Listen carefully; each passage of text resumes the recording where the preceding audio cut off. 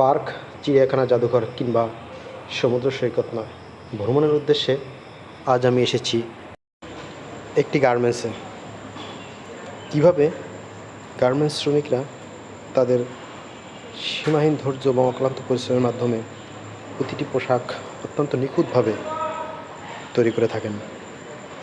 বিষয়টি স্বাভাবিক মনে হলেও আসলে অনেক জটিল এবং অনেক বড় একটি প্রক্রিয়া। আপনারা স্বচক্ষে না দেখলে আসলে এটি অনুভব বা অনুধাবন করা একটুখানি হলেও দুষ্কর হবে।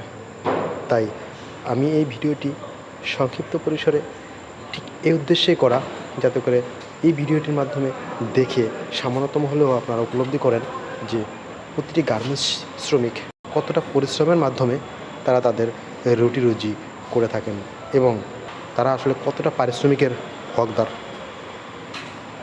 আমি চাই এবং আশা করি আপনারাও এমনটি চাইবেন যে এমনিভাবে যাদের শ্রমের মাধ্যমে অর্জিত অর্থ দিয়ে বাংলাদেশ আজ এই পর্যায়ে, অর্থাৎ বাংলাদেশে বৈদেশিক মুদ্রা আয়ের যে উৎস, তার মধ্যে প্রধান স্থান বা অন্যতম একটা স্থান দখল করে আছে এই গার্মেন্টস শিল্প।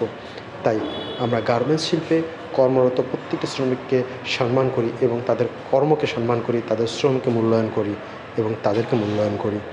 চলুন সংক্ষিপ্ত পরিসরে তাদের কার্যক্রমটি দেখে আসা যাক।